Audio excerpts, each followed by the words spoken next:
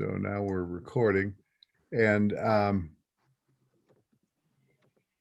let's see, I got to get the names of the people. So we've got Jessica, Valerie, is that right?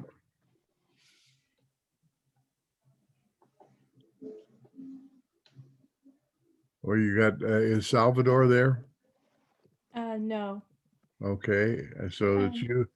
It's just Go ahead. me and Eden. Yeah, thank you.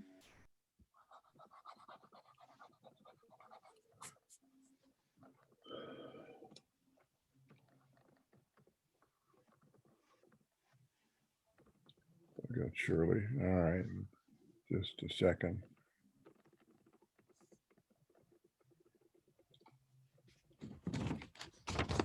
And the other people flake out on you? No, Eden's with me. The only one who didn't respond was Salvador. Okay, we may have to put him on the terminally sick list.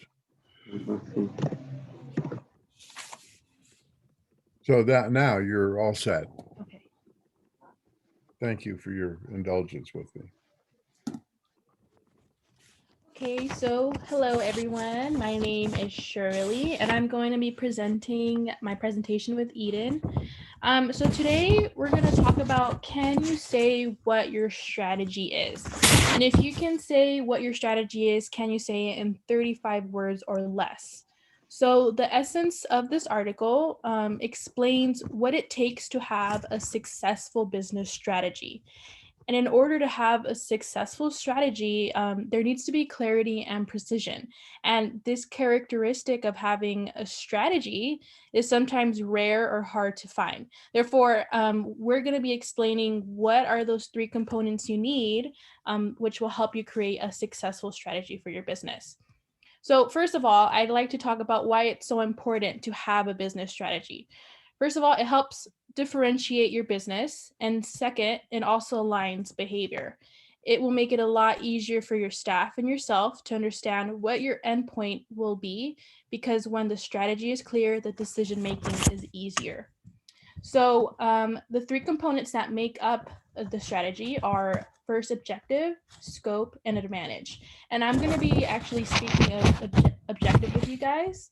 So first, I'm going to talk about what is an objective. So your objective should be what will drive your business over 1 to 3 years. So I have an example of what your answer could be. It can either be generate 1 referral per past client each year or become international, but there should be a specific end or outcome desired from your strategy that you choose. And what should it include? It should include not only an endpoint or like your outcome, but also a time frame for reaching it. It should also include how the strategy was designed to reach the outcome or your endpoint. And most importantly, it should include 3 things that I put right here, which is very important for you guys to remember. It needs to be specific, measurable, and time bound. So let me put you guys an example. Let's say that a firm says, oh, we seek to grow profitable. Well, you really need to ask yourself what matters more. Is it being profitable or is it growth? Because those are 2 different outcomes or endpoints that a firm can choose, and it takes 2 different types of strategies to meet that endpoint. So what comes next after objective? I'm going to hand it over to Eden. She's going to be going over that with you guys. Thank you, Shirley. Hi, everyone. I'm Eden, and I will be talking about scope. So the article describes scope as a particular field of thought, activity, or interest. So scope, I kind of like to think of an actual scope where it focuses on a particular field, a particular target. And within scope, there are 3 different dimensions: the customer/offering, geographic location, and vertical integration.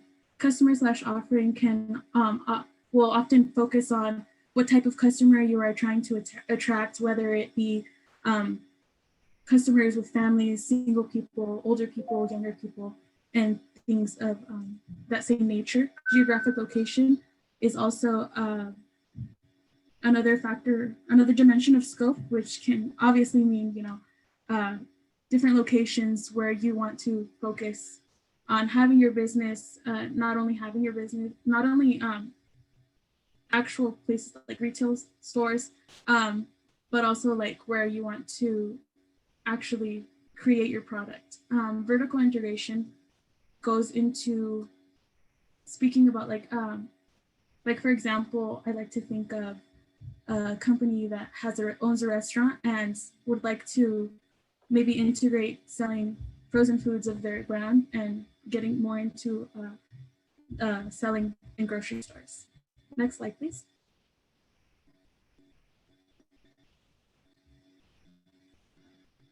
Now, advantage.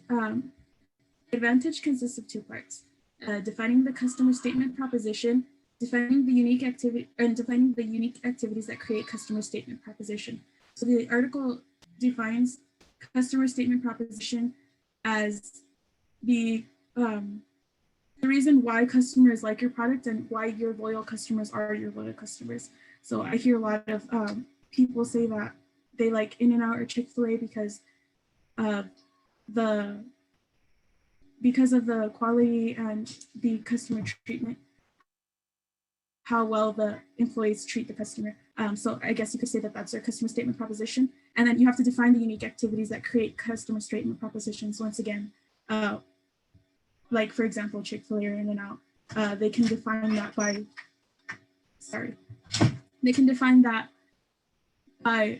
showing that they treat their customers well. Next slide, please. So once again, I'd just like to repeat the three elements of strategy. There is objective, scope, and advantage. Now next slide. Are there any questions?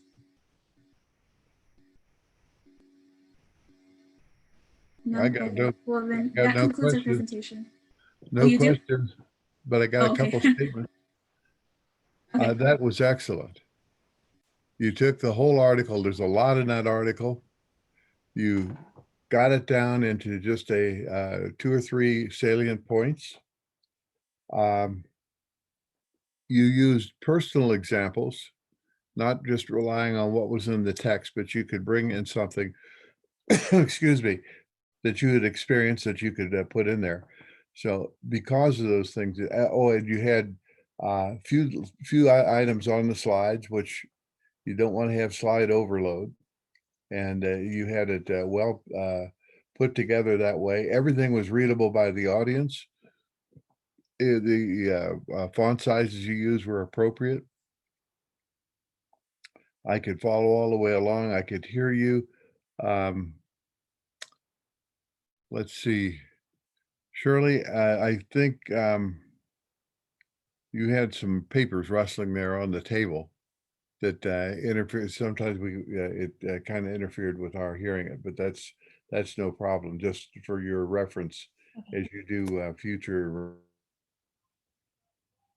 presentations, and I'm sure you'll have more in other classes.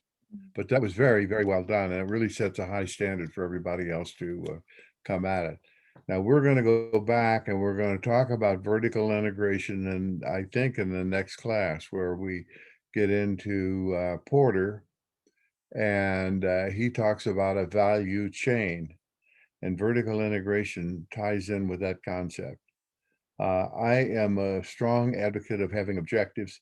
They use the idea of the objective as being a part of the overall strategy, but you hit the 2 of the 3 things because the third thing is not appropriate for your article, but it's time binding, it's quantifiable. And as I have said already in one of my very early presentations, it also has a person responsible for doing it.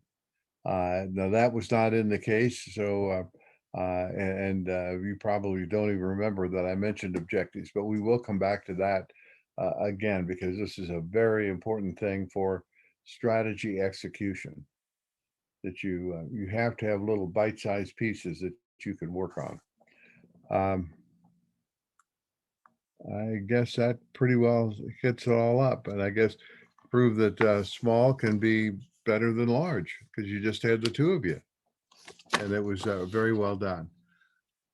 So send me a copy of that. We'll put it out on Blackboard. Okay. Will do, Professor. All right, good.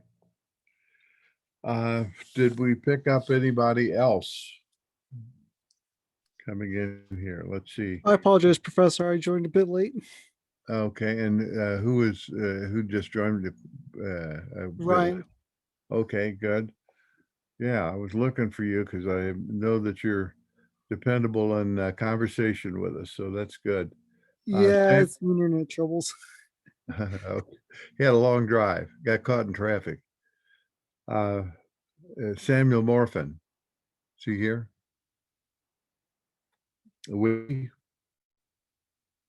Jessica Vasquez.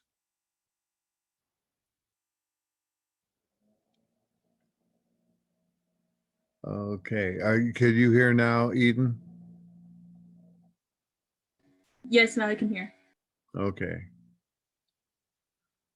And that sometimes happens.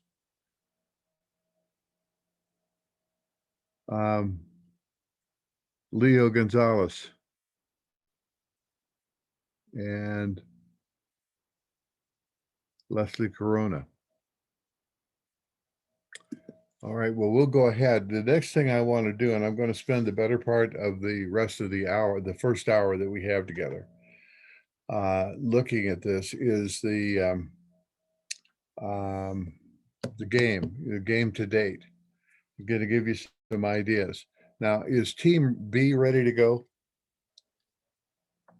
for the second hour?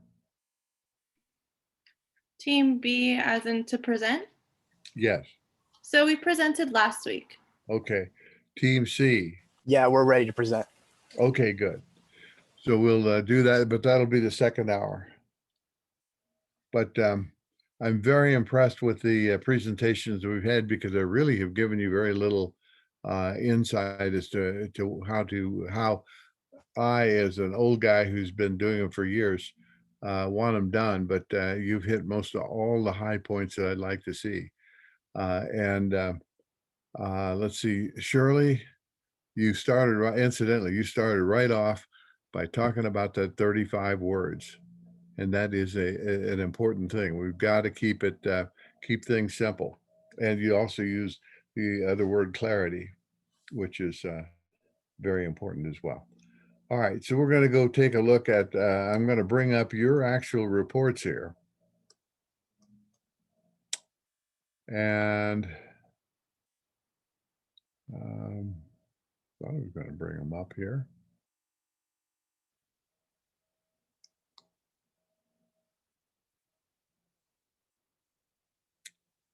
This is going to take just a little work on my part to make sure I get this right.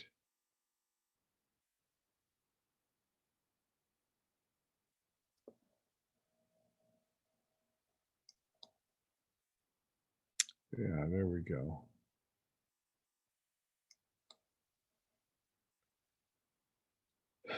All right, could you see this on your screen now? This is from the BSG game. Okay, so on the left-hand side, I've got the menu tab, and I've not been able to find this earlier. So let's see if we can take the menu tab out. Nope, I can't. So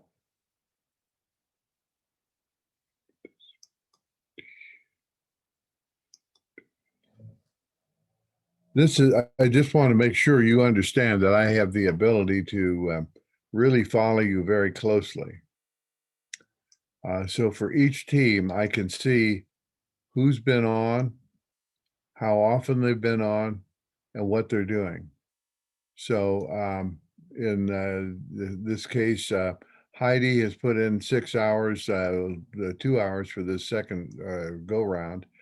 But the thing that impresses me is that she's looked at the footwear industry report, that's FIR, the company, the competitive intelligence report, and that at least a little bit at the company operating reports. And all the secrets of the world are in those 3 sets of reports. Now, if I were to go through here, I know I can find other people that have not really taken advantage of that yet. Let's see if we can just find one. Well, here would be a case with Wendy, and I don't know that she's here right now. And she's not showing much activity. This shows me that she's not really involved. Um, she has looked at the footwear industry report, but not at the competitive intelligence report and not at the company operating reports. Now, the main things that you have to be involved in all relate to the competitive intelligence report and to the company operating reports. So if you're not looking at those, if you're not pulling them down, and this is good. You've got 34, 16, and 25. That's good. That's activity that shows that you're actually looking at the reports. If you are not looking at those reports, all you're doing is shooting blind. You don't have any targets whatsoever. So I'm able to follow that, and I will be following it in a general sense. If I see something that's indicates that you're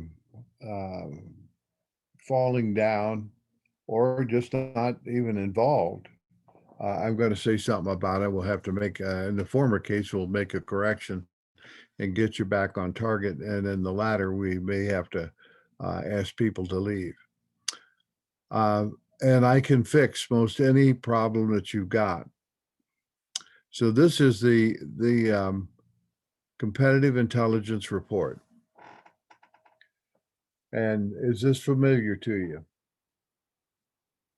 Yes. Yes. Okay, good.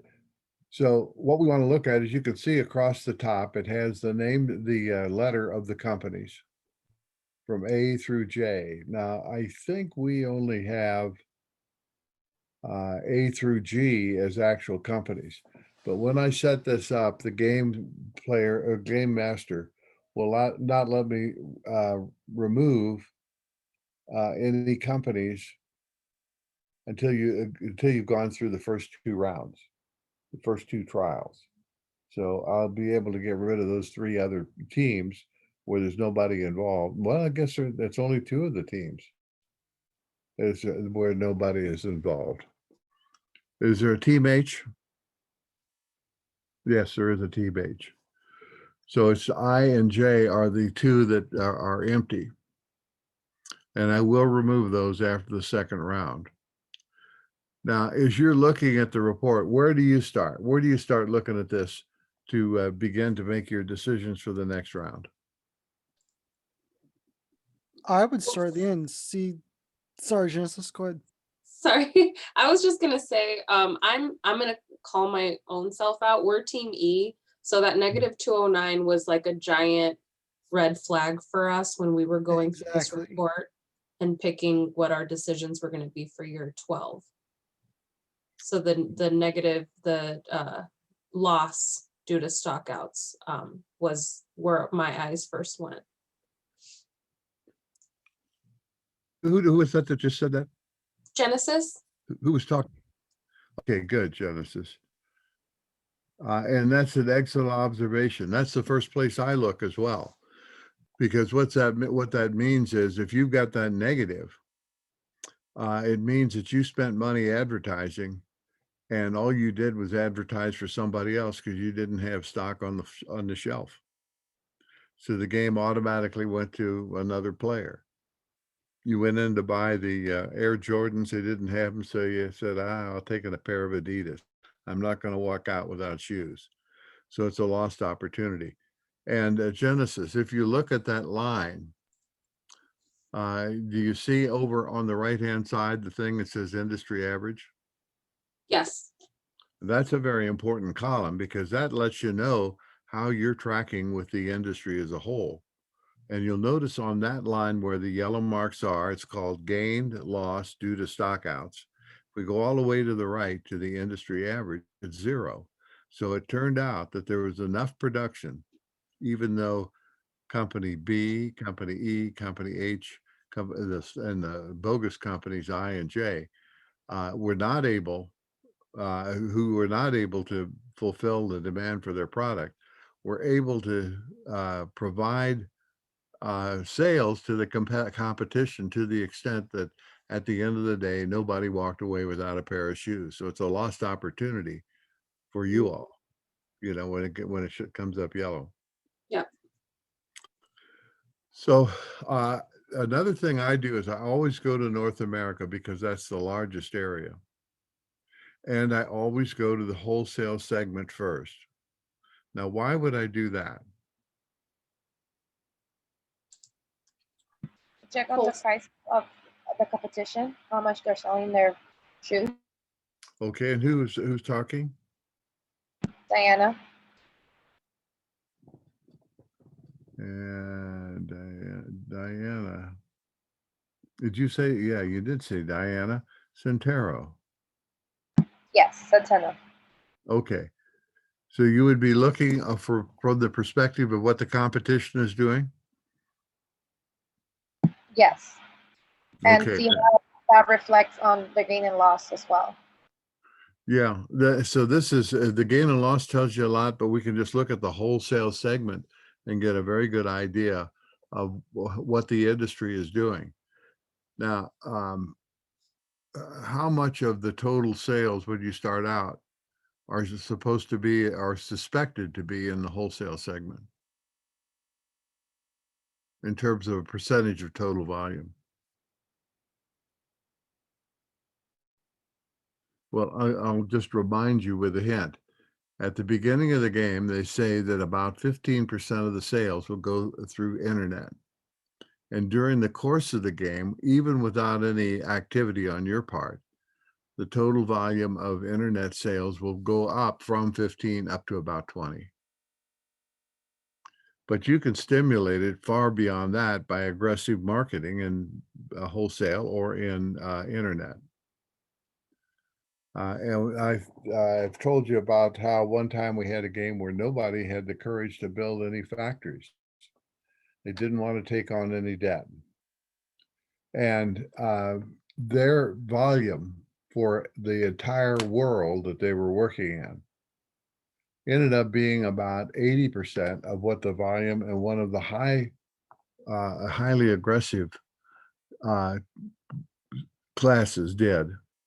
And the only difference was that they aggressively went after building additional factories and good high volume advertising and good high purchase celebrities. And they were able to, not only the teams all did well, but they also were able to to increase the size of the whole market as a result of their aggressive activity. But because the internet is 15%, we need to put most of our time where most of our money is. And the major part is wholesale. So that's where the greatest opportunity lies. Sometime 5 years, 7 years from now, it may be that the internet segment is the larger one. But for right now, it's going to be our regular dealers.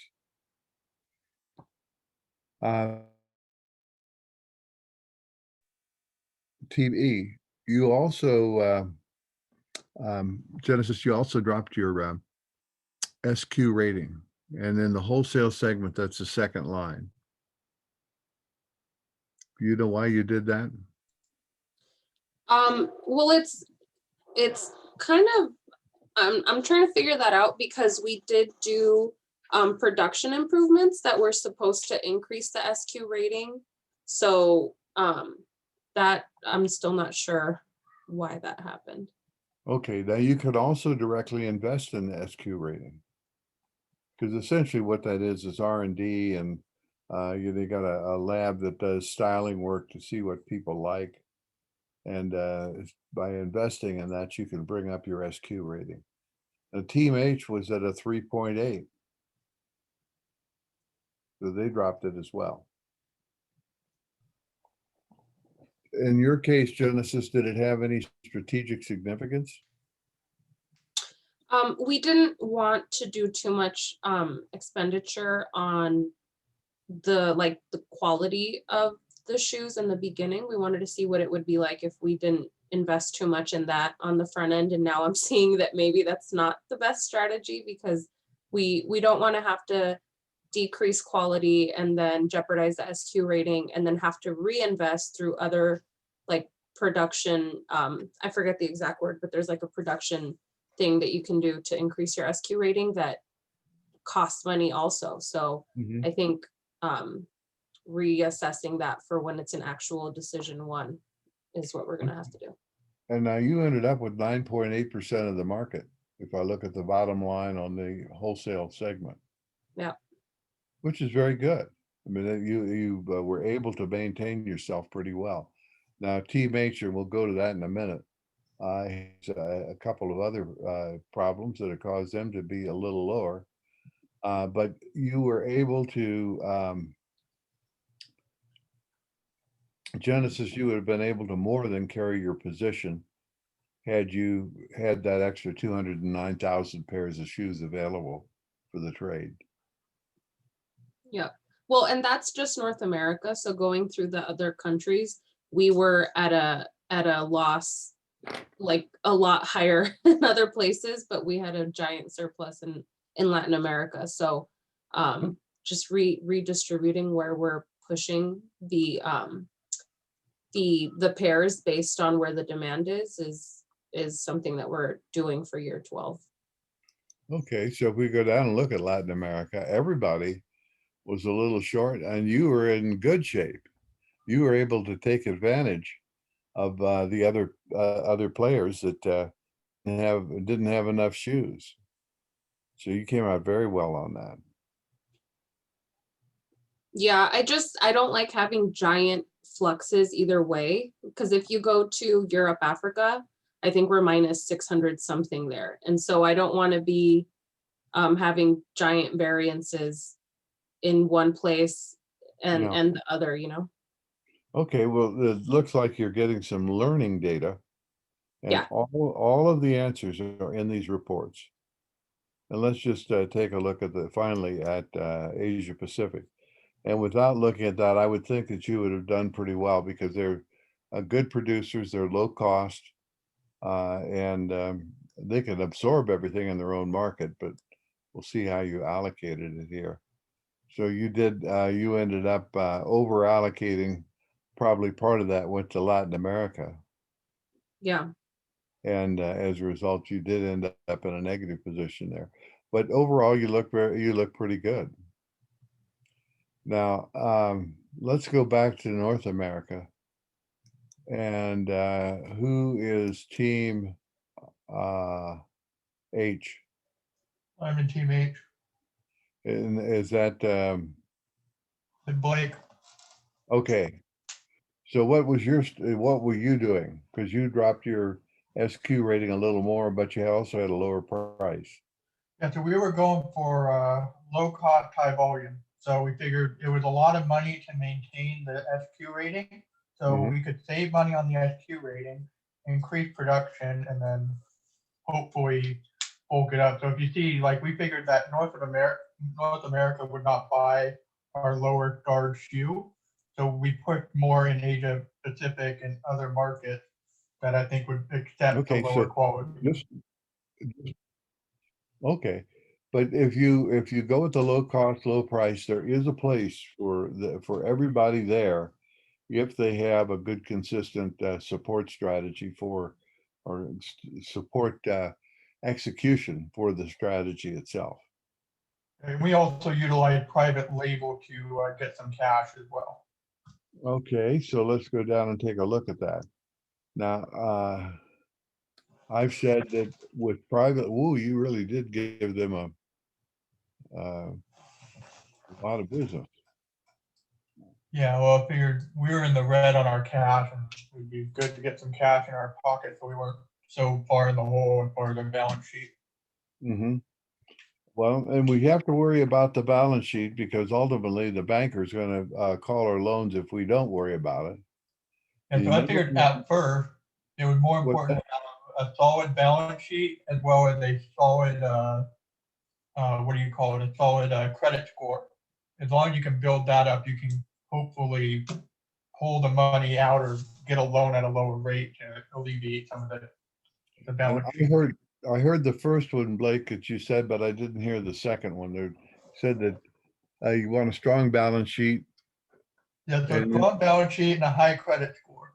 So Okay. if you can get a strong balance sheet, and then you can use the high credit score to hopefully later in the game get loan to, offset if you have a bad year or something like that. That was my thinking. I don't know if it's gonna work. One of the things where I don't know a lot until I actually get into the game, and it could be one of those things where we could kind of make a decision and go for it, and it's gonna be one of those where it's not gonna pay off until the long run. Okay, and that you do have to take a long range perspective, because if you decide to build a factory, which I hope you all will do, that you'll do an analysis and look at what the potential volume is and build a factory.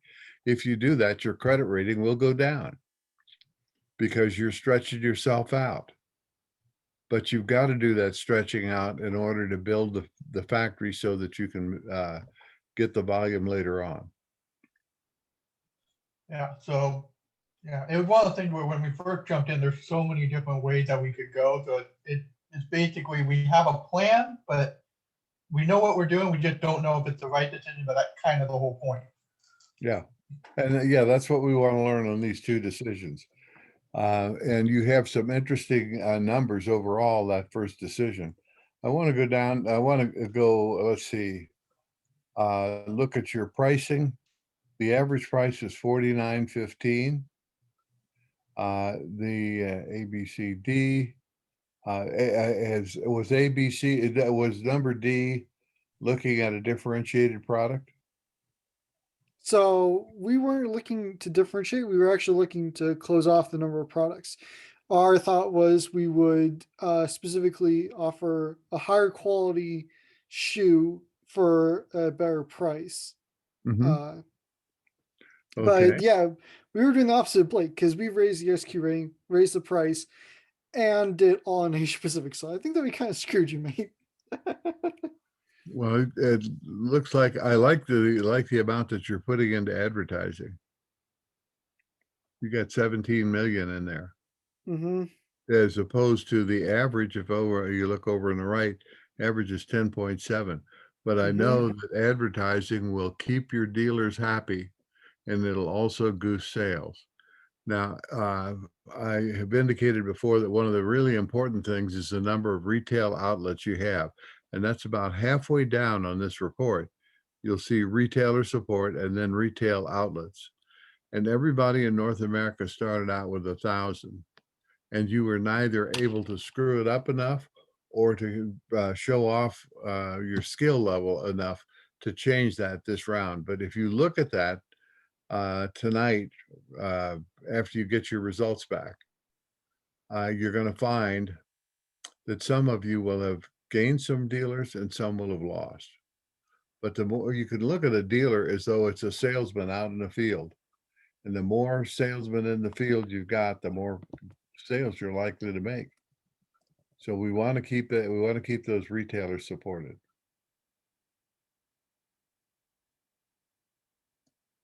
All right, I'm going to go down on this. I'm going to go up on the report here to look at the internet segment. Everybody's got enough spread between their wholesale, the price that they're selling to their wholesaler dealers, and the price they sell to the public, that the dealer cannot feel you're competing against him. You're going after sales he wouldn't get, and you're giving him a large enough margin to work with that he can sell very well. He'll end up doing very, very well. All right. Now, if we go down to the bottom, we took a brief look at private label, and I'm going to, Blake, I'm going to look at the other three regions here for you. You sold a huge amount in private label. But let's go take a look at how you did in the other markets.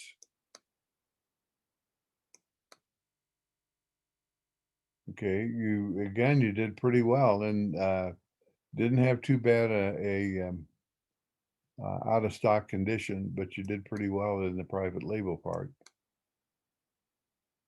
And here you were able to meet all of your needs and sell some private label. And in Latin America, those numbers are still pretty small. The yellow marks are pretty small, so I don't know that I would be overly concerned, but we do want to get that worked out where the number goes to 0 or positive.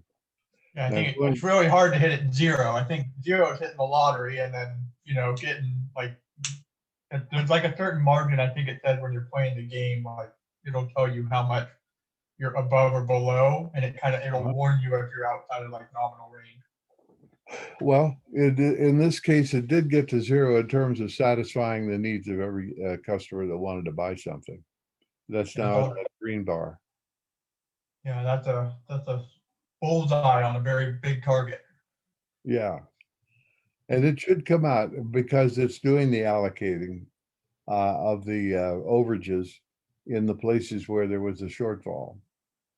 And it should come out at 0. I was looking at one of the other teams yesterday, and they were, as an industry, 65,000 pairs short. 65,000 people went home without shoes. That's not good.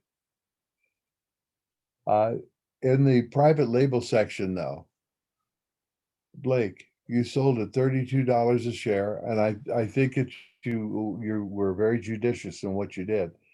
And that's the $32 at the private label price and 48 at the wholesale price. So there's a difference there of $16 a pair.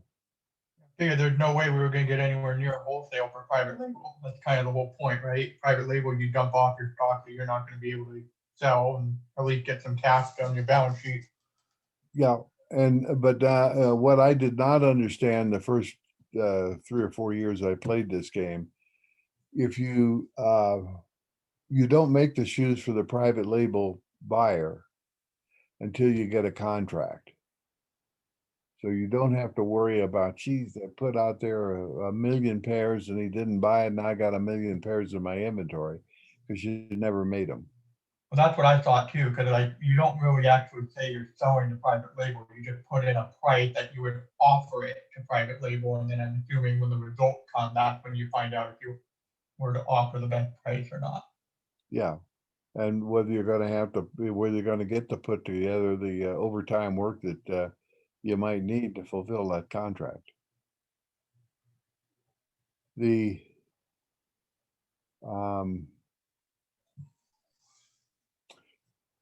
I think, Blake, that yours reflects a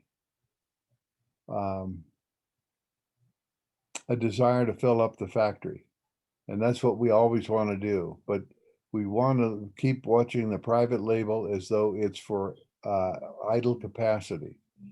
Don't want to eat into our prime production capability where we can make, in this case, $48 a shoe, as opposed to having to push some of that aside, labeled at $32 a pair. At the bottom Yeah, here, so go ahead. well, like I said, the first decision, I didn't really know, like as far as pair demanded as an industry, and then we figured if we put too much, then it's sitting on the shelf. It's just kind of the balancing act. Yeah, but now you'll know a little bit more what you can do or not do. And if you can't, if you're going to be having to make too many, to get the bid, you're going to have to go too low. You might stay out of the market, but it's surprising. You still will get some contribution to your overhead, even at very, very low prices. Now, this is the bubble chart.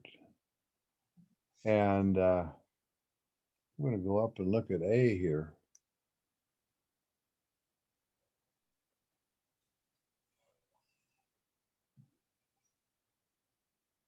A had The third line item on the wholesale report is the model availability. They went with a very narrow number of products because you have to both take into account the style and also the size. You know, this is probably only about 3 or 4 different unique shoes that you're putting out there. But that meant that you were in a place all by yourself. And it worked out pretty well for you financially. You did well. You were above the industry average. These other guys are chewing each other up because everyone's overlapped. And that's logical because this is year number 11. But this next year, this evening, when you put your data in, I think you're going to see a lot bigger spread in this chart. And this is a pretty good chart to look at because you can get some quick answers. Okay. Is this of value to everybody in the room? Yep. Yeah, it is. Okay. Just matter of looking at it. All right, well, let's go on to the next report. This is just essential. You have to follow this report very closely. The next thing is this report. And this is under the company operating reports. And this tells you what kind of capacity you have available. And until you get a little comfortable with it, it may seem a little difficult. But this report has 2 parts: the facility space, and then the production equipment. So what you build is a factory shell. That's a place where there's room on the floor to put in equipment. And you have to, as a separate decision, you have to put in the equipment. So in North America, you had a facility that would allow you, that you could put into it enough equipment to make 5 million pairs. In Asia Pacific, this factory is larger. You could actually run 6 million pairs if you had the equipment. Down below, it shows the amount of equipment you actually had. So in this case, Team A, and this report will change for each person because it is a company report. The first report I showed you is an industry report, so everybody looks exactly the same. Their report looks the same. The physical document will be the same. So in addition to having the facility space, you've got to put equipment in there. And in this case, when you started out, you had 4 million pairs worth of equipment capability in North America, and the same in Asia Pacific. So you could produce a total of 8 million pairs at what's considered full utilization of your factory. So with the total floor space available for 11 million pairs, you can do some upgrades and plant and additions to equipment to increase your volume from what is now potentially 4 million in America, 4 million in Asia Pacific, or a total of 8 million. You can beef that up with more equipment to 11 million. But actually you want to go beyond that, because as this shows on this particular report, in the production, footwear production equipment portion, you 100% will be at 4 million pairs. Asia Pacific will also be at 4 million. You can go above that by working overtime. And ideally what you'll do is you'll fill out that factory to 120%. You go with the overtime and you can add 20%. So with relation to that, of course, you could always put in equipment in here to increase your potential production to get up to the total size of the factory floor. So let's look at the next report, because this tells you what you potentially can do. The next report, if I've got it correct here, shows you what you actually can do. And again, it's the 4 million pairs in North America for the amount of production you can have. This is the equivalent of the second panel. You know, the preceding report, this dealt with this area down here. Now, in the production statistics report, what comes to the fore is how much you actually do schedule. And you scheduled 4 million, this is Team A. In each of the two locations, 8 million total. But in addition, you ran some overtime,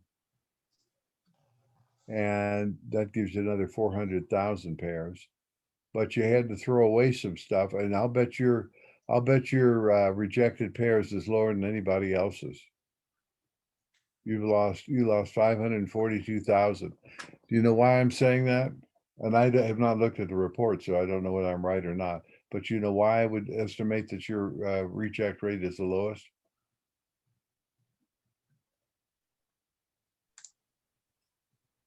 I know Team A people are here.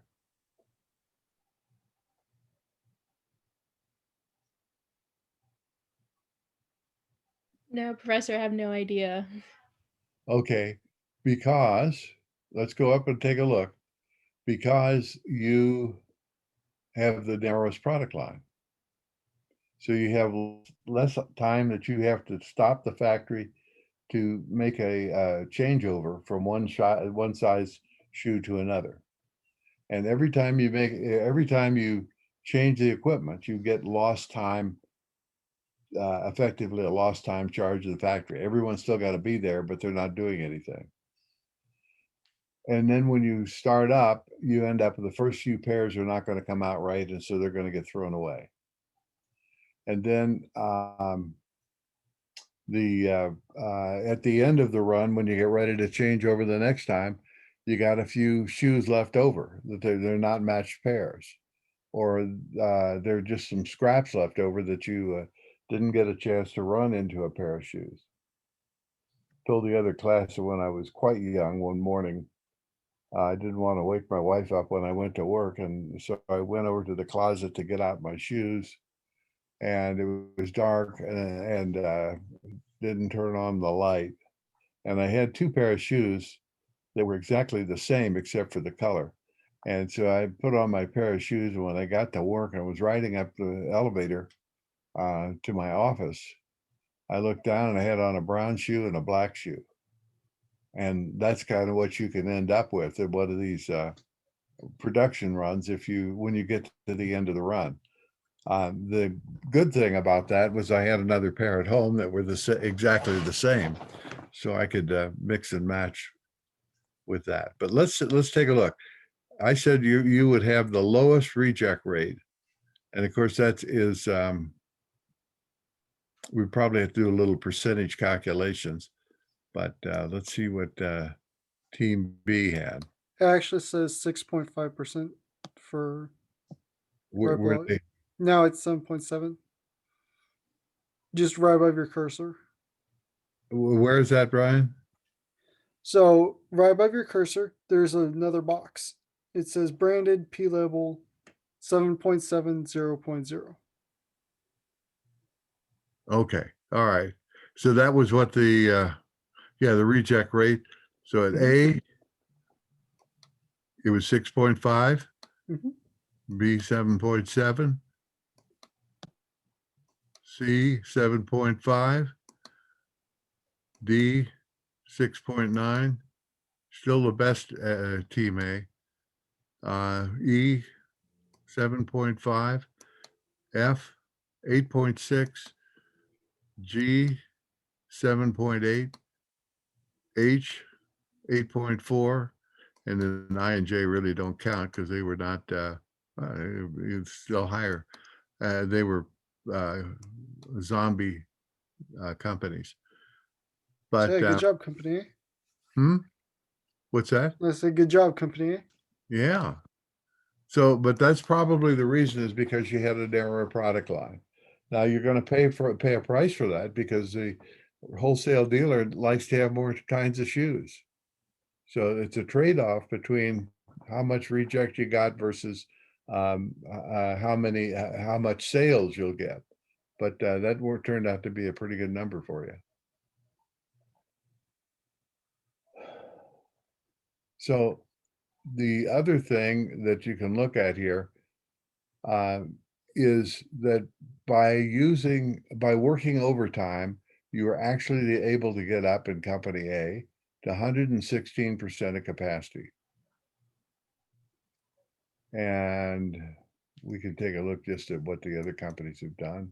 91 and 83, they had a lot of leftover capacity and they were not running any private label. So it's just opportunity loss. Team C, 119, 118 for the percentage of operations, very good. And there was a substantial amount of private label in there to get that number high like that.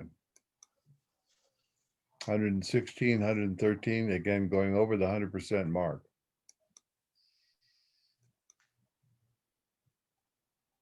$118, $113,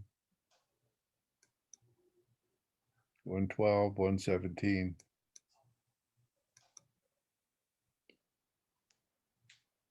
$105, and this is the last one. 120, right in there, moving the stuff out. So that was you, Blake, wasn't it? Or was that? Yeah, that was my group. Okay. So it actually did, you were able to use the full advantage of the capacity you had. Yeah, but even then, somehow we were still short, and that was because of private label and our choice of distribution between the markets. Yeah. So now I'm going to shut this off because that's what I want to show you. And I wish you good luck tonight.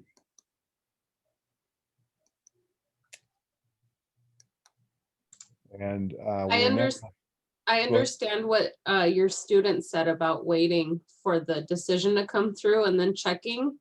Yeah. Like I get that now. How long do you have to wait for the? Well, I generally just stay up super late, so I'll be doing other things, and then like an hour after I'll go in to check. But I'm anxious to see how things fall now. 6 hours left. Even people that Pigs. people that normally go to sleep early, when you get in this game a little bit farther, that's all you want to do. I want to read. I want to see what I got. How did we do?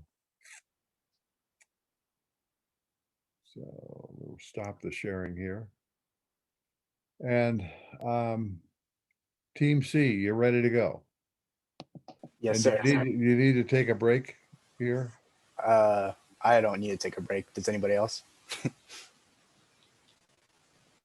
Okay, so if everyone's can hold up for another hour, we'll do that.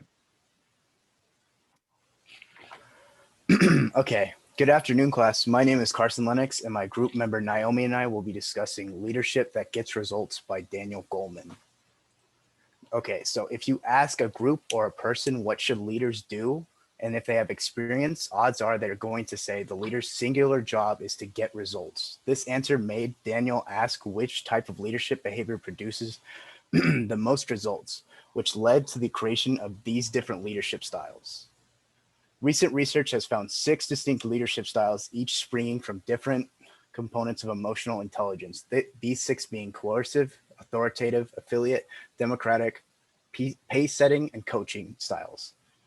Each of these leadership styles has its own style phrase, which is most commonly the most said by the leader of the business. And the first of them is coercive style, which the style phrase is do what I tell you, and it demands compliance out of his employers, and it's the my way or the highway mindset. The authoritative style phrase is come with me, and they try to lead the employees in the right direction by giving the employees advice, as well as showing empathy to the employees. And the affiliate style phrase is people come first. This leadership style leads by making bonds with the employees and to give a sense of family within the business. And now I will give it over to my group member, Naomi. Hi, everybody. So the next ones are going to be democratic style. What do you think? They're more group oriented. They take everybody's opinion into account. They want feedback from valued employees. Pace setting style, do as I do now. They have more of a negative vibe on the climate. So that pace setting style is good in an environment where there's group conflict. Coaching style, try this. Again, similar to the democratic, they're more open-minded. They take everybody's opinion into consideration. To the next slide. Okay. Coaching style. So we went into detail for two of the main styles. Coaching style, their method sets high standards for performance, underlying emotional intelligence competencies, developing others, empathy, self-awareness. When the style works best, to get quick results from highly motivated and competent teams, and it has a positive impact on the climate. The pace setting style, their method is to set high standards for performance. The underlying emotional intelligence is conscientiousness, drive to achieve, and initiative. The style works best to get quick results from a highly motivated and competent team, and the impact on it is negative.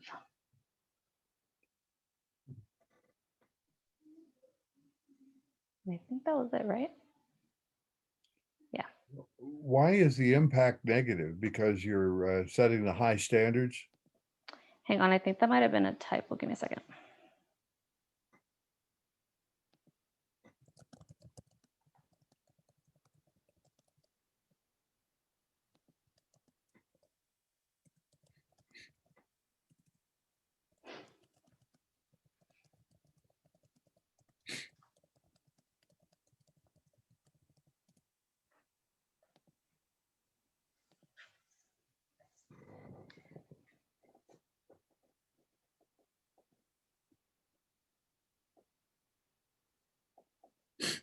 I'm gonna assume yes, because it matches the notes that I took.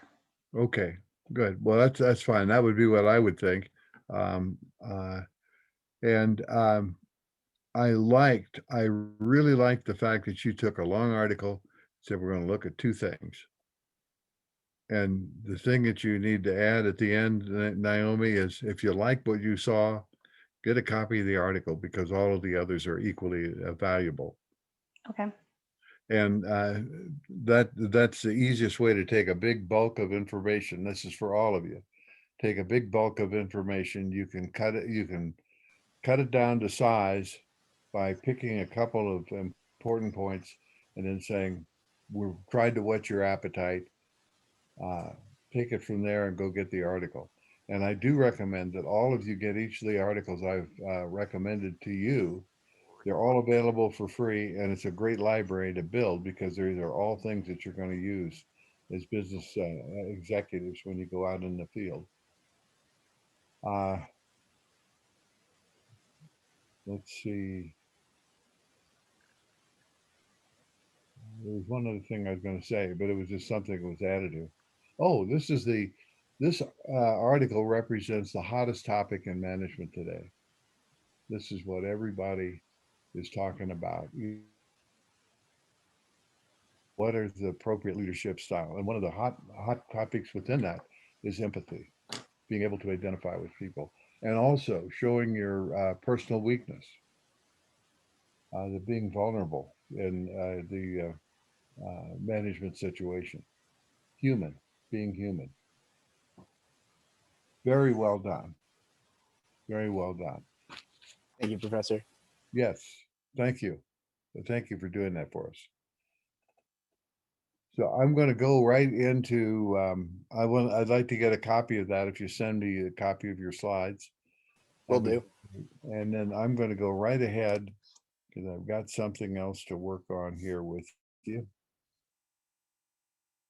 It's going to take me a minute to get set up.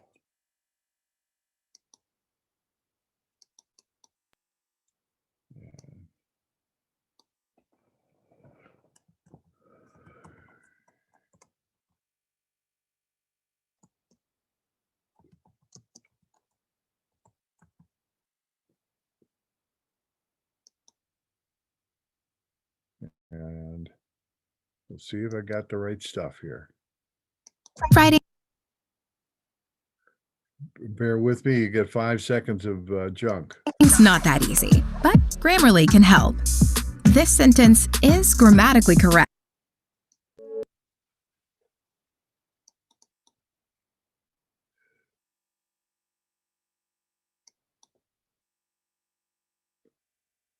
What I'm going to talk about now for the rest of this hour is work-life balance.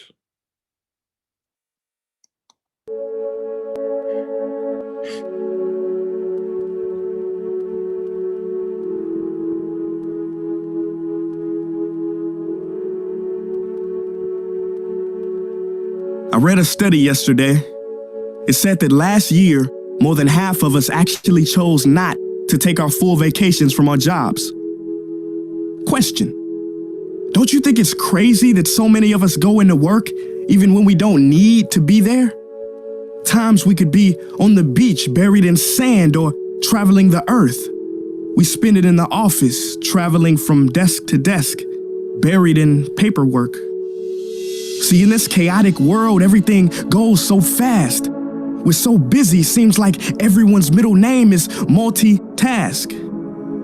But now before you go and act all holier than thou, how many extra tabs do you have open on your computer right now? See, we all need time to get away from the race, for our family, friends, for the sake of our mental state. Time to rewind, recharge, and reconnect. Not reporting to the office on emails that should be on redirect. Because life, ladies and gentlemen, is all about moments. No one in history has ever been able to hold on to one. Not a single soul. And you never get them back. See? There one goes. No do-over, no rewind, no DVD root menu to skip to a previous scene. Ask yourself, how many trips did you almost take? How many sights have you almost seen? How many moments have you lost thinking about the next one, thinking that once you get this or get there, maybe that will be the best one? Life has taught me that all we will ever have is now. But let me be perfectly clear. I'm not saying to quit your job, even though I know you deserve a 6-month vacation twice a year. But how about small steps, short trips, with long dances, no distractions, spend time with family instead of coworkers, meditation instead of aggravation, replace our screensavers with sunrises, palm pilots with palm trees, jam copy machines with... Man, I really hate jam copy machines. The most precious thing we have in life are moments. Let's make the most of them before they disappear. Let's see the world while we still can and cherish those while they're still here. Because when our lives are almost over, it won't matter how much money we made or hours we worked or times we got Employee of the Month. What we will look back on are the memories we made, the hours we spent with those we loved, and were we Father of the Month, Mother of the Year, Friend of a Lifetime. Holidays should be a time where we go away and come together. From now on, let's take our whole vacation and be fully present. That will last forever.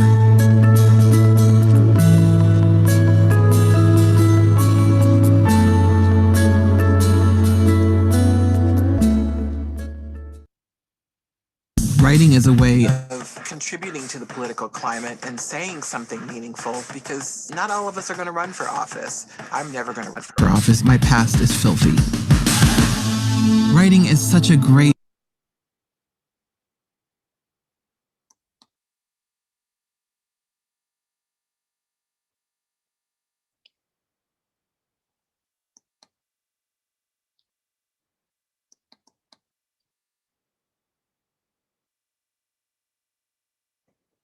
So now what I want to talk about is just kind of build off of that, living a balanced life. And I want you to understand, we're all here to learn how to make some money and to be successful in a business career. But we've got to also have balance to our life and need to recognize that there's no success in life that'll ever compensate you for a failure in the home. So what I've found out over time is that even if you're diligent, do everything, all the work that you do effectively, luck, both good and bad, is going to affect your life. And there's no way to avoid that, and there's no need to duck it. Bill Gates has said that success is a lousy teacher because it seduces smart people into thinking that they can't lose. The great Walt Disney, when he was young, had a business failure or a bankruptcy with the company that he had. When he came out to California, he was in, I think he was in Oklahoma at the time. He, of course, was successful with the Disney companies, but he said, everyone needs a good hard failure early in life. And that's what I wish for you all, that you do have that good failure now when the price is not real high. I have found that over my long years around here that people who have the success quotient all the way along in the early part of their careers, that go from age 20 to age 40 without ever having a blip in the career, they find when that inevitable time that they stumble, that it's very difficult for them to get themselves back up again, because they don't have the resiliency that comes from having a few hard times along the way.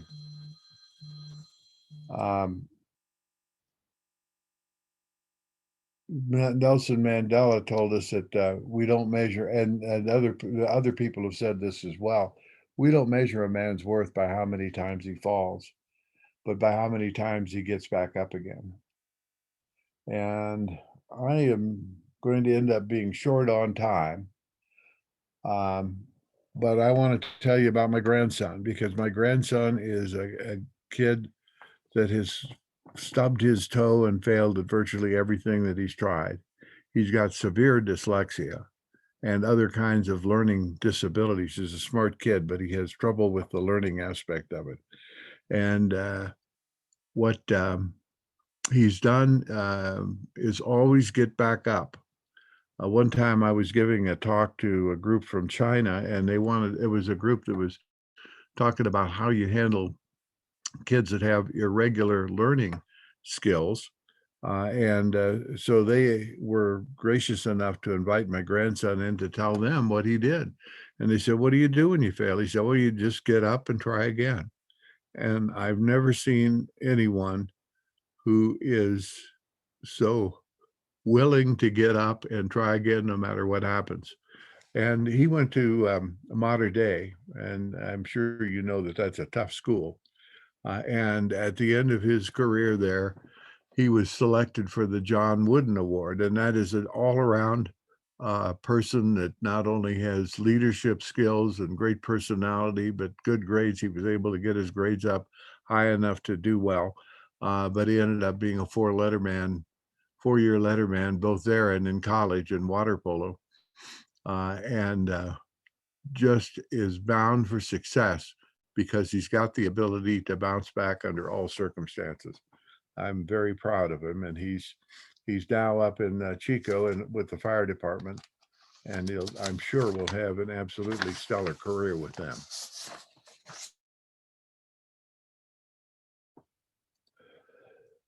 The great Michael Jordan said, "I've missed more than 9,000 shots in my career.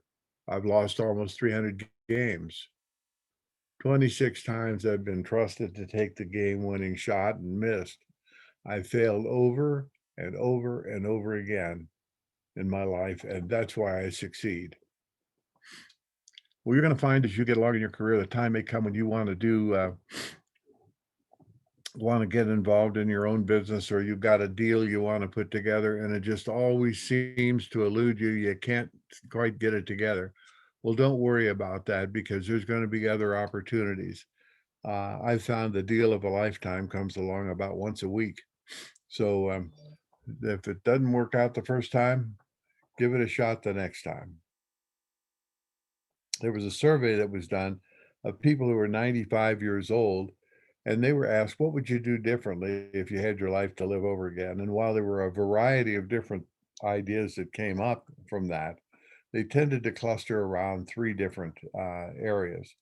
One, I'd work more, take more risks. Secondly, I'd reflect more.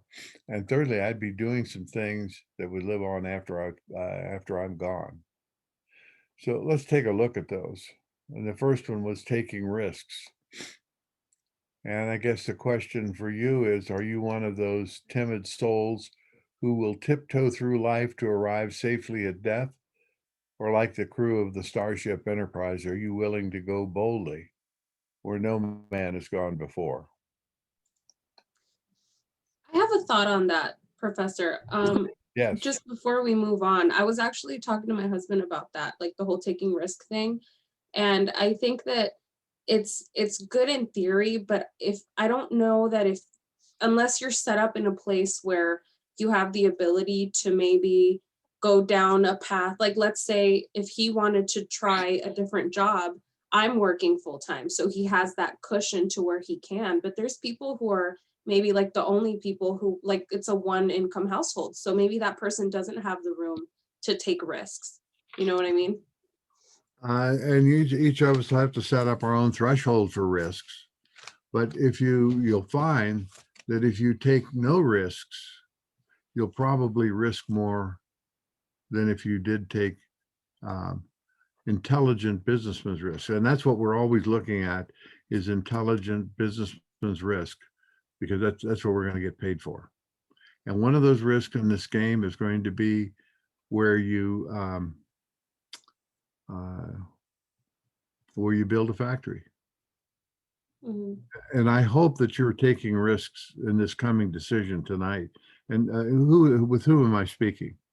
Genesis, Okay. not Jennifer. That's why my daughter's name is Jennifer. Yeah. And I want to give you some credit for saying that, and I can't find your name on here. Genesis Barajas? Oh, Genesis. Oh, Yeah. sorry. Well, you're one of the more courageous people in this class to begin with. So you are taking some risks. My daughter's name is Jennifer, though. Yeah, last time you confused me for Jennifer, so I said not Jennifer, and I think that backfired. So Okay. never mind. You took a risk on that too. Yeah. Okay, well, we'll talk more about those kinds of risks as we go along as well. And these are risks that you have to be willing to take in life. So we'll see what Prince Ia has to say this time. Hey, I don't care who you are, what race, what age, what gender. I don't care about any of that stuff. But what I do know is that you have a dream inside of you. And that dream you have kept hidden from the world. You've made excuses for it. You've delayed it. You've listened to people telling you to be realistic. But deep down in your heart, you know that you're not living to your potential. And life is now something you're just getting on with. I want to lay some reality on you real quick. Where is the wealthiest place in the world? Do you know? It's not China, it's not Dubai, it's the graveyard. Because in the graveyard, you will find inventions never invented, businesses never erected, songs never sung, books never written, ideas never nurtured, people never realized, because they were scared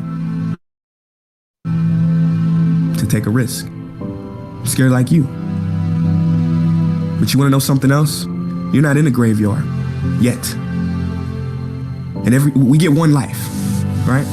And every passing moment, we would never get back again. You would never start this video with the same perspective you had when you click play. You would never brush your teeth the same way twice in your life. There ain't no rewind button on life. I will never get that breath back ever again. See, this present moment is so precious. We have to be here. We have to be in it and make the most of it. We have to live our dreams now because they are possible. 6,000 years ago, man created the wheel. Only 6,000 years ago. First written language was created. That's it. And if I may remind you, the airplane is only a little over 100 years old. There was no internet 50 years ago. No cell phone. So don't sit here and tell me that everything that can be done has been done when we haven't been here for very long. There are dreams, there are ideas and accomplishments that are waiting to be discovered, that are waiting for you. Helen Keller was once asked, what on earth will be worse than being born blind? She said, it will be so much worse to be born with sight, but no vision. Why can't we have cures for every disease known to man? Why can't we have clean water, food, education for every person on this planet? Why can't we have peace on this planet? Why do we have to die to go to heaven? The earth is already in space. We can have heaven right here, right now. Just a shift in this. Why not? Because somebody said it's impossible, it can't be done. I'll tell you this, there's never been a statue erected for a critic. Everybody tell you how to do it, they never did it. Moral of the story is, do you, be you, and be here now. Your dreams are possible. Stop obsessing over these celebrities, Kim Kardashian. Live your life. Step into your greatness. He said the average person dies at 25, but is buried at 75. You know what that means? Unless you figure it out. Don't let this negative world get to you. Don't let it win. Do not go where the path may lead, but go where there is no path and leave a trail.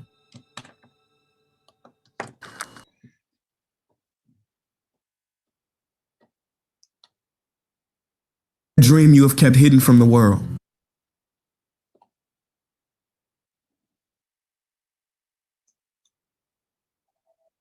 You've made excuses for it. You have a dream. Don't care about any of that stuff. But what, I don't care who you are, what race, what age, what gender. I don't care.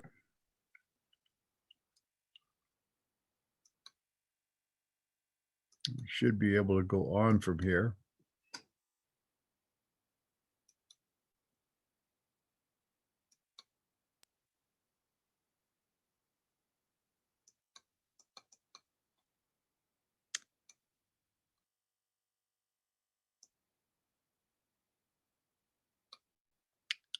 All right, there. Well, that's I use the back door here to get into what I want to show you.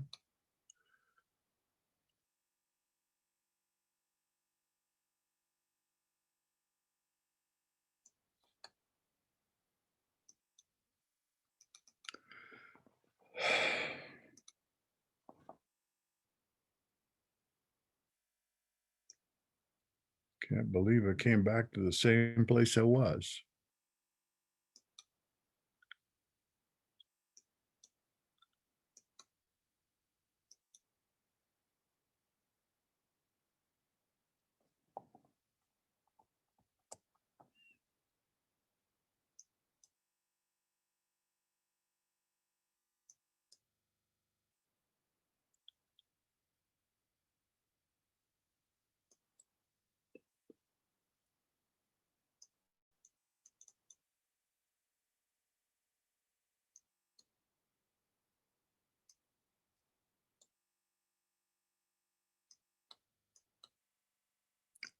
If I got to skip one, I will do that.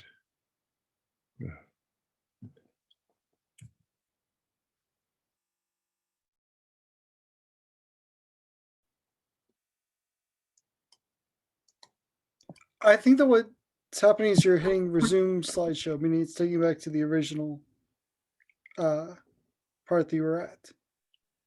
Well, I'm going to do this. That way he's gone. There we go. I hope.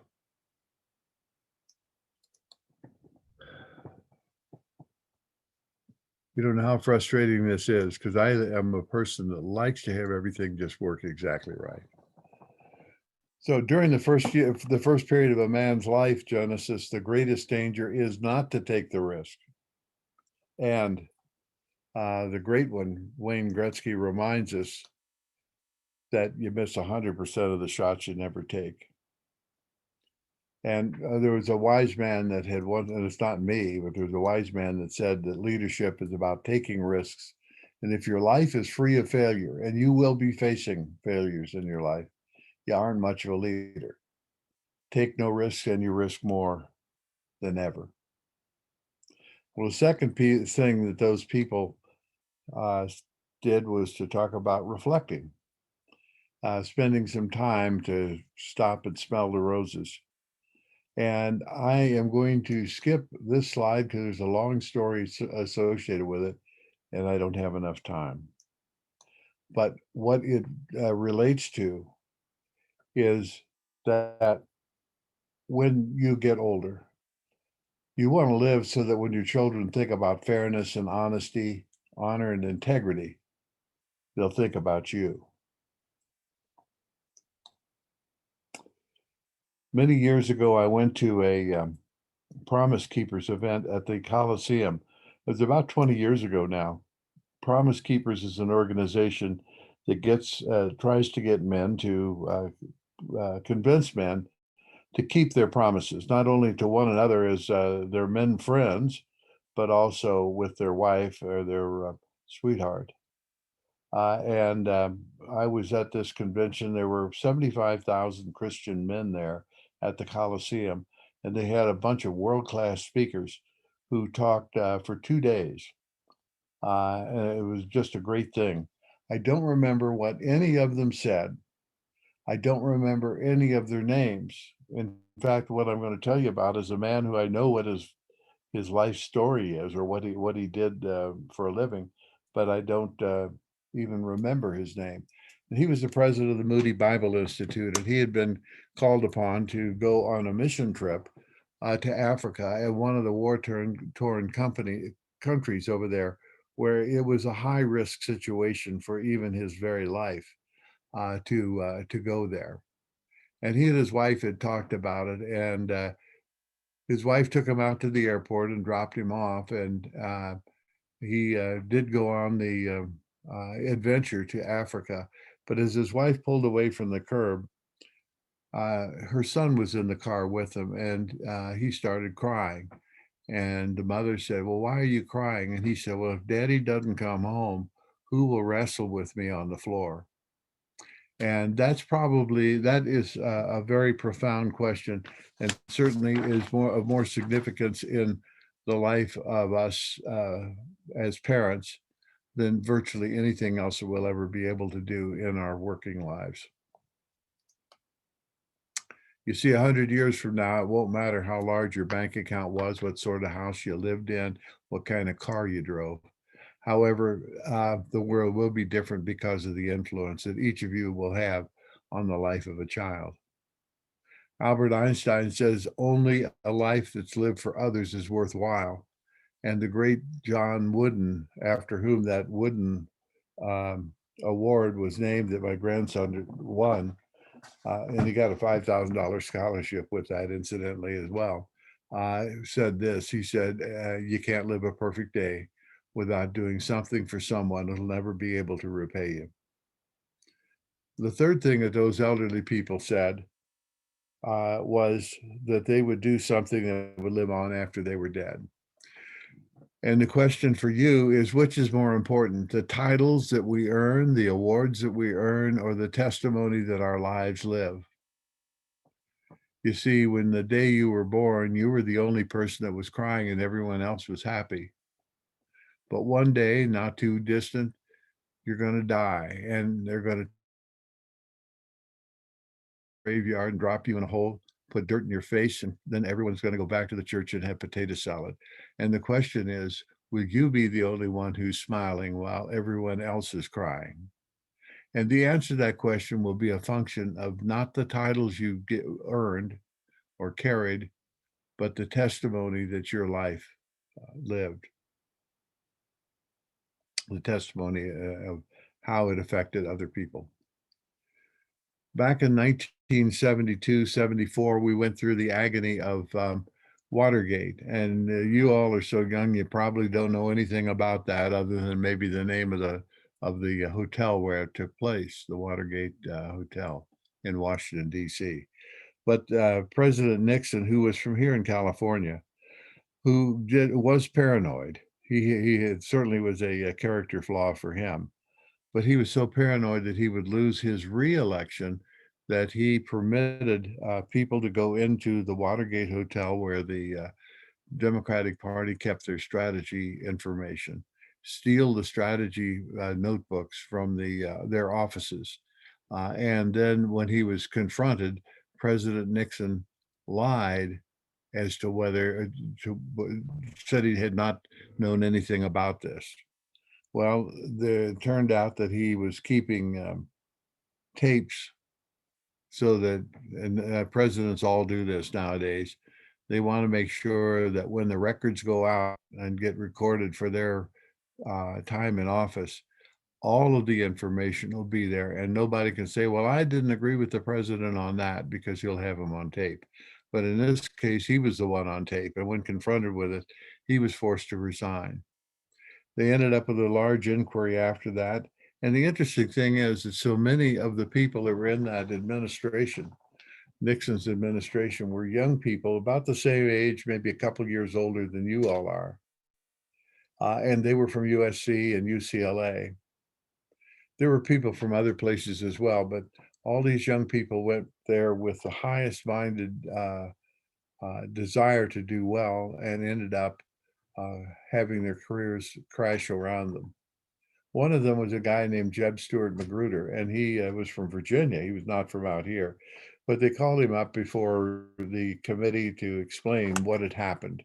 And he said, somehow we just lost our moral compass. You see that the following one's moral compass is not for the faint of heart or for the cold of feet, because it sometimes takes great courage to follow that compass, inspired in the face of marketplace pressures. But no challenge alters this fact that regardless of who's holding the compass, or how they're holding it, or what time of day it happens to be, north is always north and south is always south. One of the most important things that I like to communicate with you all is to work on your personal integrity, your honor in life, and your personal integrity. And I encourage you to find the North Star that you'll follow, that you will not deviate from.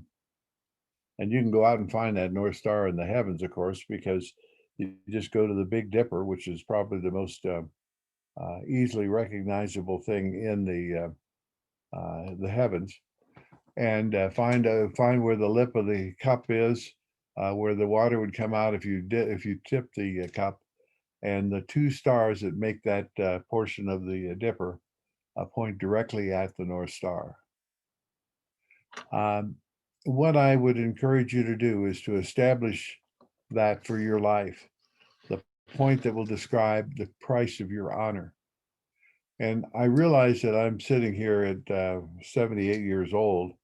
I am in a far different place than you're in. Nobody can hurt me. I'm too far past the time I can be injured. I can be self-righteous to the point of being obnoxious, and I can get away with it. And I understand that you all have got the risks, that you don't have a lot of money in the bank, that your job may be in jeopardy, that you don't even know how you're going to pay the rent the day after tomorrow. And I understand that you have the pressures that can force compromise on you. But what I'd ask you to do is to set the high bar, the price of your honor, as high as you can get it right now. And as your circumstances improve and it be freedom that in your life, that you raise that high bar, and always, as you set that high bar to a higher level, never go under it. I think that's very important for your life.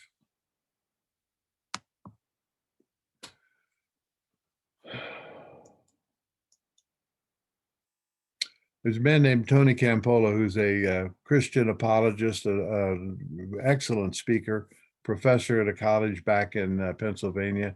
I think by now since he's older than I am, he will have retired. But he said when he was a kid, on the night before Halloween, he and his friends would go out and they would do damage on what they call damage night.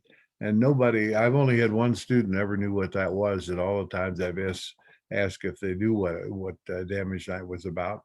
But it was a night that you'd go out and do some kind of a mischief on the neighbor's house or on the neighbors in general. So you did your trick, and the next day you went back to get your treat. But he said what they did one night for damage night is they broke into a store, snuck in. They didn't break in. He snuck into a store back in the olden days when all price tags were pinned onto the merchandise. And they spent the evening taking price tags that were pinned on something expensive and putting them on something cheap. So if you had a suit coat that was in the dollars that he was talking about, $25, they'd take the price tag off that and put it on a men's handkerchief for 50 cents, turn around and put the one for 50 cents on that coat. And so they did it all the way through the store. But he told that story because he said something has happened in our economy here where we've changed the price tags. And he asked the question, who did the changing? Because he recognized what Kurt Vonnegut, one of my favorite authors, said in the beginning of a book that he wrote called Bluebeard. The tremendous concentrations of paper wealth have made it possible for a few persons or institutions to endow certain sorts of human playfulness with inappropriate and hence distressing seriousness. I think not only about mud pies of art, but of children's games as well, running, jumping, catching and throwing, or dancing or singing songs. And of course, we know, I'm sure you recognize that this is true, that people who should be, if you will, worth a high amount of value in the economy have been far superseded with people with passing skills or with some unique thing to which an inappropriate price has been paid. And this is true also of many business executives who get scandalously high wages. But these kinds of things always have a price. Does anybody know what that car is? DeLorean? Or, yep, you got it. Yeah, and you know where you've seen it, right? Back to the Future. That's it. We don't know anything about the car, but we know about Back to the Future. This is a stainless steel car that was really snappy. It had the gull wing doors, and it didn't have anything under the hood, and it never really sold well. But the man who started that company was John Z. DeLorean, and he's sitting on the car right there. And he said this, he said, it seemed to me, and still does, that the system of American business often produces wrong, immoral, and irresponsible decisions, even though the personal morality of the people running the business is above reproach. Now, he was quite a wonderkin in his day. Back in the 1970s, he was considered as a potential president of General Motors. He was working there at General Motors in New York City, but he was not comfortable in the gray pinstripe suit environment of the big city. And so he took his lucky bucks and left the company. He was more casual, as you can see in the way he's addressed there, and started his own company. And he really was, I think, a very significant businessman. But his company didn't do well. And he tried all the different ways he could come up with to try and finance it. But the car, as I said, was pretty. It's all stainless steel, but it was crappy. It was just not a high value car. So you know what he did as a final some money for the company? He began selling cocaine, and they picked him up at the New York airport when he came in with several keys of cocaine in his luggage.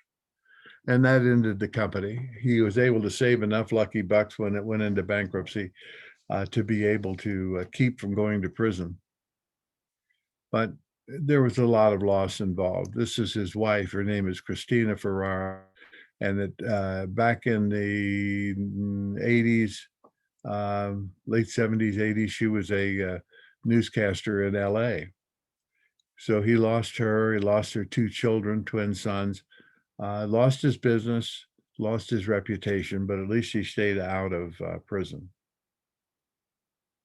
Alan Simpson is still alive, but he had retired as senator from Wyoming. And he really put it this way: if you got integrity, nothing else matters. And if you don't have integrity, nothing else matters.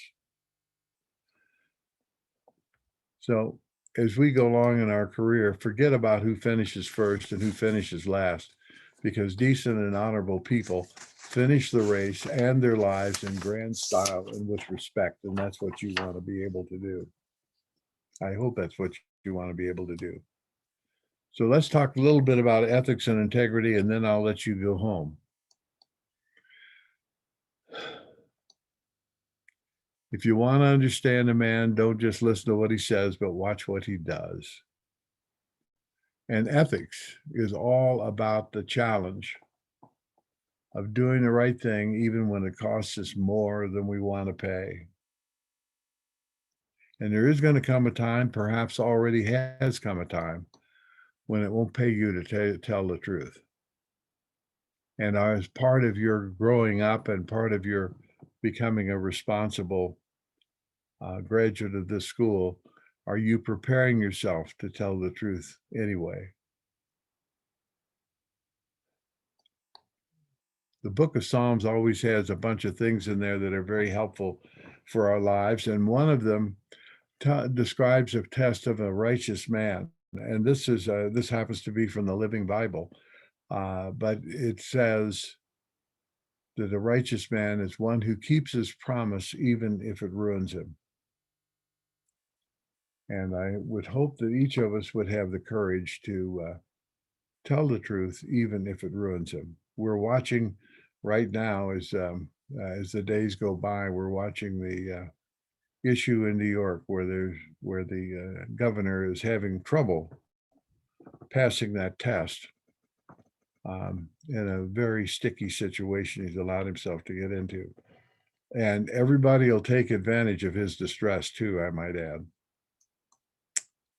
John Huntsman is an executive, and now he's retired, but a very wealthy man, came from very humble beginnings.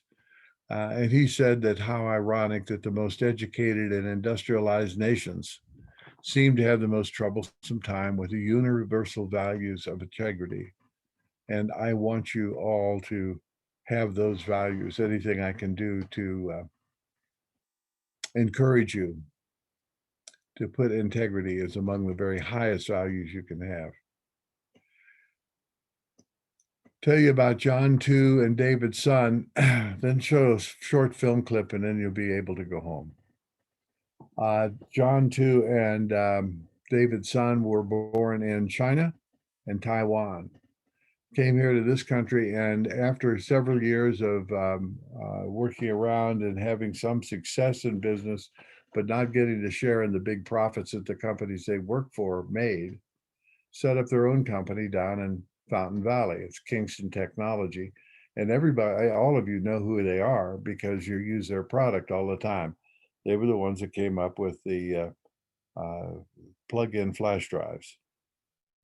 And they were remarkably successful. They had made a commitment when they started their business. They said, if we ever have a real success, we want to be able to share that success with the people that have helped to make it happen. And so they did sell their company for a nice profit.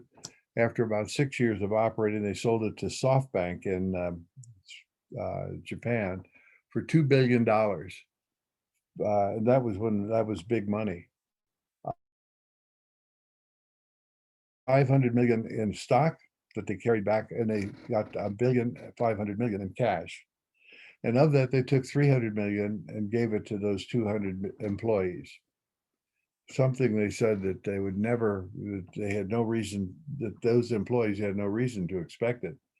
But it was something that they had earned, and they wanted to make sure that it was shared in a way that those employees could do something that they not have been able to under any other circumstances.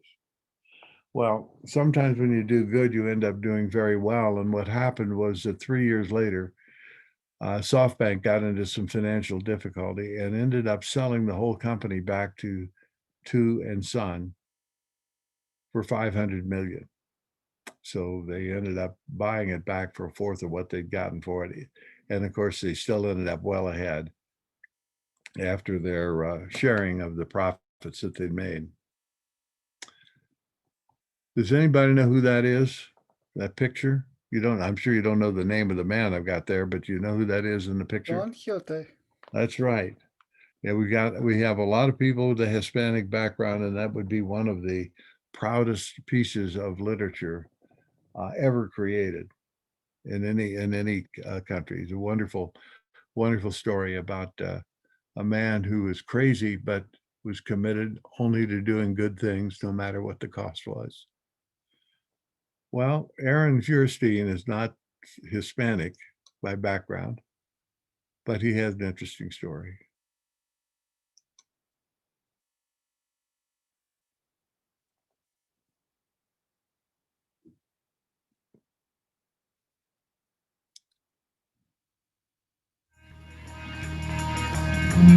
Enron is a company that deals with everyone with absolute integrity. On December 2nd, 2001, Enron declared bankruptcy. I respectfully decline to answer the questions based on the protection afforded me under the United States Constitution. Enron essentially was losing money on a cash basis year after year, and yet it was reporting profits. Should we invest all of our 401k in Enron stock? Absolutely. Why is it that you had begun unloading your stock pretty heavily before that date, and yet led the employees to think they should keep buying stock? We learned around 9:30 about the bankruptcy and that we were all being let go. We had 30 minutes to leave the building. For years now, we've been hearing about corporate executives who made fortunes for themselves while driving their companies into bankruptcy, costing employees their jobs and sometimes their life savings. Not so at Malden Mills, the textile company in Lawrence, Massachusetts that invented the fabric Polartec. As we reported last year, Malden Mills also filed for bankruptcy protection, but that's the only thing it has in common with companies like Enron. In fact, Malden Mills is known for going out of its way to help its employees, even when the company suffered a shattering setback. It started around 8 o'clock. Explosions boomed into the night. Spectacular general alarm. Two buildings still burning. You can still see the orange glow. There's just no way to quantify this at this And all point. of this happened, of course, just 2 weeks before Christmas.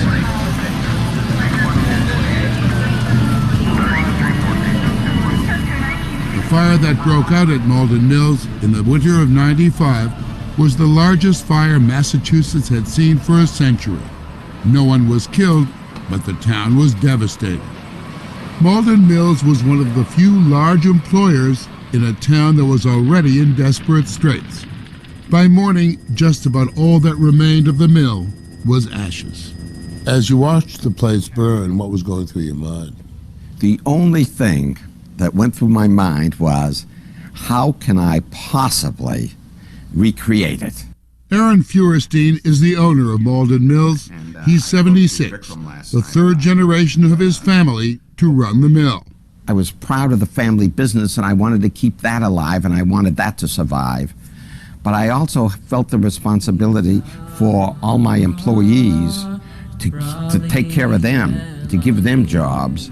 And he made a decision, one that others in the textile industry found hard to believe. While the fire was still smoldering, Feuerstein decided to rebuild right there in Lawrence. Decided not to move south or overseas as much of the industry had done in search of cheap labor. And he made another shocking decision. For the next 30 days, all employees will be paid their full salaries. A month later, he held another meeting. We will, once again, for at least 30 days more, pay all our employees. The mill was in ruins. You continued to pay your workers. That may be a great moral gesture, but is it a wise business decision? I think it was a wise business decision, but that isn't why I did it. I did it because it was the right thing to do. Some might have said the proper business decision for a 70-year-old guy is to take the $300 million in insurance and retire. And what would I do with it? Eat more? Buy another suit? Retire and die? Huh. No, that did not go into my mind. That was not an option, not for a second. Have a wonderful holiday. He kept his promises. Workers picked up their checks for months. Thank you. You're welcome. In all, he paid out $25 million.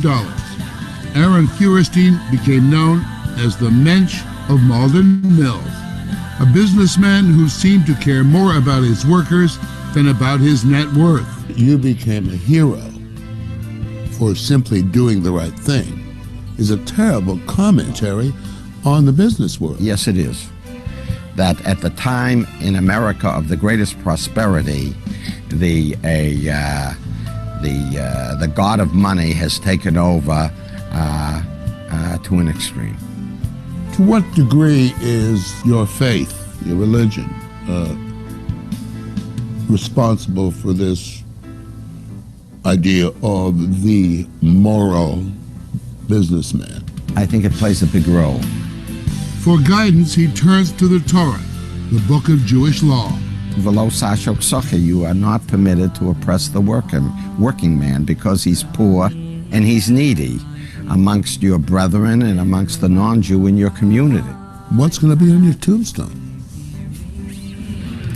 I don't know.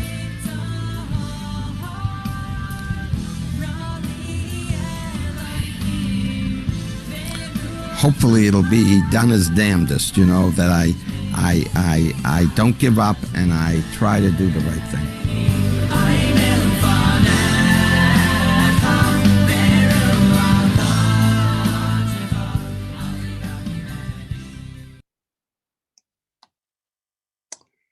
Well, I'm going to leave you with this, that life is like a game of cards, and life's successes are those who play the cards they're dealt. Life's failures are those who insist on playing the cards they think they should have been dealt. The option is not to play the game. Play we must. The only issue is how we choose to play. So I want to leave you with that. I wish we had more time to talk about this because this is something that's very important to me. And let's see. That's all I've got for you. But I would say one other thing, that this Aaron Feuerstein was the subject of a number of different business school cases where they discussed what he chose to do and debated that in the classroom. There actually were some companies that sent money to his company to help pay those wages. And they did that just because he had done so much good that they wanted to support him in that. Well, subsequently, they got the company up and running again, but after about 5 years, they had a business downturn and their lender foreclosed on them and shut him out completely.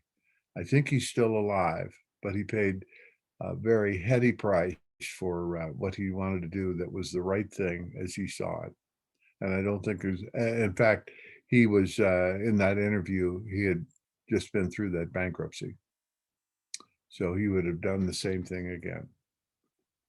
So enjoy your weekend, enjoy your evening, and look and see what happens at about 11:15. Thank you. Okay, Have a good day, Sandra. Thank you. you're welcome, kids.